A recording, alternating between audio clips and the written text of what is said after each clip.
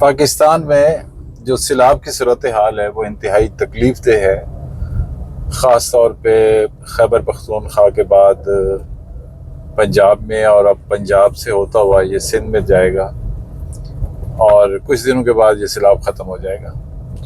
یہ 2-4 دن کا شور ہے، حکومت کو بھی گالیاں دی جائیں گی اور پتہ نہیں کیا کیا، جو جس کے منہ میں آئے گا وہ بولے گا، اور لیکن یہ 2-4 دن کے بعد سب ٹھنڈا ہو جائے گا، کسی کو یاد بھی نہیں آئے گا کہ سیلاب آیا تھا۔ جو پیچھے چیزیں رہ جائیں گی وہ بڑی خوفناک ہیں، وہ بڑی خطرناک ہیں، اور وہ بڑی تکلیف دہ ہیں۔ سیلاب جب آتا ہے تو آپ کو پتہ ہے کہ ہمارے دیہات میں جو میرے دیہاتی بھائی ہیں جن کی زندگی کا تعلق کسی نہ کسی طریقے سے دیہات سے لگتا ہے، وہ بہتر جانتے ہیں کہ دیہات میں زیادہ تر غربت ہوتی ہے۔ لوگ جو گھر بناتے ہیں وہ بھی اتنے پکے سیمنٹڈ گھر نہیں ہوتے، کچے پکے گھر ہوتے ہیں، اور اب اندازہ لگا دیں کہ بارشوں کی وجہ سے وہ گر جاتے ہیں، تو جب سیلاب آتا ہے تو ان کی بنیادیں ختم ہو جاتی ہیں، وہ کچھ بھی نہیں رہتا۔ تو ایک گاؤں میں ایک طریقہ کار ہوتا ہے کہ جب کسی کا گھر بن رہا ہوتا ہے تو وہ اسے ونگار کہتے ہیں۔ ارد گرد کے علاقوں سے، گاؤں سے لوگ آتے ہیں، اس کی مدد کرتے ہیں، گھر بناتے ہیں، وہ کھانا کھلا دیتا ہے، اس طرح کی چیزیں ہوتی ہیں۔ اور پھر ان کی جو روزی روٹی کا دار و مدار ہوتا ہے وہ جانوروں پہ ہوتا ہے، بکریاں رکھ لی، گائے رکھ لی، بھینس رکھ لی، اور کھیتی باڑی ہوتا ہے۔ اب سیلاب نے کچھ بھی نہیں چھوڑا، کھیتی باڑی تو ظاہری بات ہے پانی آتے ہی اس کا نام و نشان نہیں رہتا، اور اگر زیادہ پانی جس طرح اس دفعہ آیا ہے پنجاب میں تو جو تصویریں ہمیں نظر آ رہی ہیں وہ یہی آ رہی ہیں کہ بھینسیں بیچاری پانی کے ساتھ ہی بہہ گئیں، اور کہیں بجلی کا کرنٹ لگنے سے مر گئیں، کہیں کچھ ہو گیا، کہیں کچھ ہو گیا۔ تو غریب بالکل ختم ہو گیا ہے، اس کی روزی روٹی یقین مانیے یہی ہے، اس کے علاوہ کچھ بھی نہیں ہے۔ وہ 6 مہینے کی پوری ترتیب بناتا ہے۔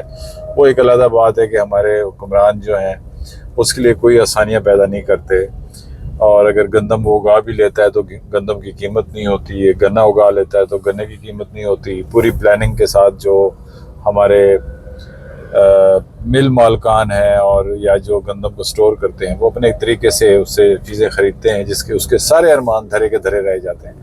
لیکن اب کیا کنڈیشن ہے؟ اب یہ کنڈیشن ہے کہ اس کے پاس کھانے کے لیے کچھ نہیں ہے، رہنے کے لیے کچھ نہیں ہے، اور ظاہری بات ہے جس طرح آپ محسوس کرتے ہیں، آپ کی ایک فیملی ہوتی ہے، گھر ہوتا ہے، بیوی ہوتی ہے، بچے ہوتے ہیں، بیٹیاں ہوتی ہیں، بیٹے ہوتے ہیں، تو آپ ان کی خوشی کے لیے، ان کی ہر اس کے لیے آپ تڑپ جاتے ہیں۔ اسی طرح وہ بیچارے، ان کی بھی یہی کنڈیشن ہوتی ہے۔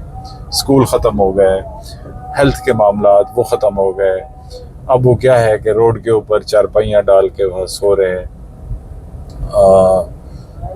اب یہی ہوگا کہ ایک لمبا عرصہ لگے گا ان کو ریورس ہونے میں۔ حکومتی جو ذمہ داری ہوتی ہے وہ یہی ہوتی ہے جو آپ کو میڈیا پہ یا سوشل میڈیا پہ نظر آ رہے ہیں۔ ہم نے کیمپ لگا دیے ہیں، ہم نے کھانا پہنچا دیا ہے، ہم نے یہ کر دیا، ہم نے وہ کر دیا ہے۔ یہ سب وقتی چیزیں ہیں، اور اس کے بعد انہوں نے جو بھی کرنا ہے اپنی ہمت پہ کرنا ہے، اپنے بل بوتے پہ کرنا ہے۔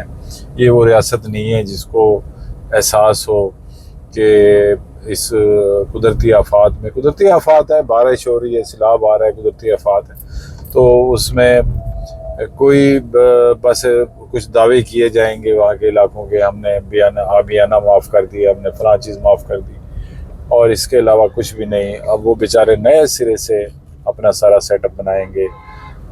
ہونا تو یہ چاہیے تھا کہ ابھی آپ کو یاد ہوگا سندھ کا جو سیلاب آیا تھا اس پہ بلاول صاحب نے کہا تھا میں گھر بنا کے دوں گا، اور وہ ابھی تک جو ہے وہ گھر بن رہے ہیں۔ اور میں کل پرسوں ایک ویڈیو دیکھ رہا تھا، وہ ایک کمرہ سا بنا کے دیا ہوا ہے، اور اس پہ اتنا پروپیگنڈا ہو رہا ہے، اتنا ایک مطلب فیملی کو ایک کمرہ بنا کے دیا ہوا ہے، ایک نارمل سا کمرہ۔ آپ کو پتہ ہے کہ دیہاتوں میں لوگ ایک کھلے عام رہتے ہیں، اور ایک خاص دیواری کے اندر 2-3 کمرے بن جائیں تو وہ پوری فیملی کے لیے ہوتے ہیں۔ تو جہاں یہ سچویشن ہو، اور اس کے علاوہ جو یہ ہماری گورنمنٹ ہے، چاہے وہ وفاقی گورنمنٹ ہو، صوبے کی ہو، سندھ کی ہو، پنجاب کی ہو، خیبر پختونخوا کی ہو، اب یہ روئیں گے، چلائیں گے اور کہیں گے کہ سیلاب سے سب کچھ تباہ ہو گیا، پھر امداد دی جائے گی۔ وہ امداد اگر وہاں سے چلتی ہے، میں ایگزامپل 1 روپیہ چلتی ہے، تو وہ مختلف ہاتھوں میں ہوتے ہوئے آتے ہوئے جو مستحق بندہ ہوتا ہے اس کے ہاتھ میں 1 ٹکا بھی نہیں لگتا. یقین مانیے یہی صورتحال ہے. جس کو وہاں سے اگر 1 روپیہ چلا ہے تو وہ 1 روپیہ اگر پہنچ جائے تو وہ کسان یا وہ افیکٹی جو ہے سیلاب سے اس کی زندگی سنور جائے، لیکن اس کو 1 روپے میں سے 1 آنا بھی بڑی مشکل سے ملتا ہے، کیونکہ ایک طریقہ کار ہے وہ کھا جاتے ہیں لوگ، اور مختلف طریقوں سے وہ آتے جو اس کا حال ہوتا ہے. بلکہ میں تو یہ کہوں گا کہ سیلاب کا آنا ہمارے پولیٹیکل لوگ جو ہوتے ہیں وہ جشن مناتے ہیں، وہ خوش ہوتے ہیں، کیونکہ ان کی دکانیں چل پڑیں گی، روزی روٹی چل پڑیں گی. سیلاب کا نہ آنا ان کے لیے زیادہ تکلیف دہ ہے، اور سیلاب کا آنا ان کے لیے خوشائند بات ہے. بہرحال اللہ تعالیٰ ہم سب کو حوصلہ دے، ہمت دے. یہ ویلاگ بنانے کا مقصد صرف اتنا ہے کہ اللہ تعالیٰ نے آپ کو بہت کچھ دیا ہے. آپ اپنے گھر میں سوتے ہیں، پنکھا چلا کے سوتے ہیں، AC چلا کے سوتے ہیں، کھانا کھاتے ہیں.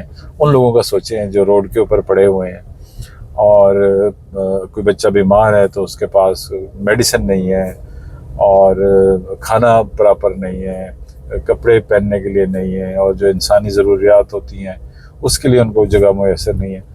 تو خدا کے لیے نکلیں، باہر نکلیں، اپنی مدد آپ کے تحت جتنا ہو سکتا ہے ان کی مدد کریں. اور جو سب سے بہترین بات ہے، کھانا پینا اللہ تعالیٰ نے دینا ہوتا ہے، سب کچھ اللہ تعالیٰ نے دینا ہوتا ہے، لیکن آپ جو سب سے بہترین بات ہے، جو بھی افیکٹی خاندان ہے اس کو چیک کر کے یا اس کا گھر بنوا کے دیں، یا اس کو جا کے کچھ اماؤنٹ دے کے آئیں. آپ نے زندگی میں بہت پیسہ کمایا ہے، کما بھی رہے ہیں، اللہ تعالیٰ آپ کو اور دے گا، لیکن اس میں سے اگر 50,000 60,000 1 لاکھ 10,000 اگر جا کے کسی کی مٹھی میں رکھ کے آئیں گے، یقین مانیے اس کے لیے زندگی آسان ہو جائے گی. یہ کام ضرور کیجئے، اور جب آپ یہ کام کریں گے، ایک ہاتھ سے دیں گے، یقین مانیے اللہ تعالیٰ آپ کو اتنا زیادہ دے گا کہ آپ سنبھال نہیں پائیں گے. یہ میری آزمائی ہوئی بات ہے. پچھلی دفعہ مجھے یاد ہے، میں نے کچھ دوستوں سے، میرے علاقے میں جب سیلاب آیا تھا تو میں جس دوست کے پاس بھی گیا تھا اس نے دل کھول کے پیسے دیے تھے. تو اب میں وہ سب کچھ نہیں کر پا رہا، لیکن سب دوستوں سے گزارش ہے جو جس علاقے سے منسلک ہیں، اپنی مدد آپ کے تحت ان لوگوں کی امداد لازمی کریں. بہت بہت شکریہ.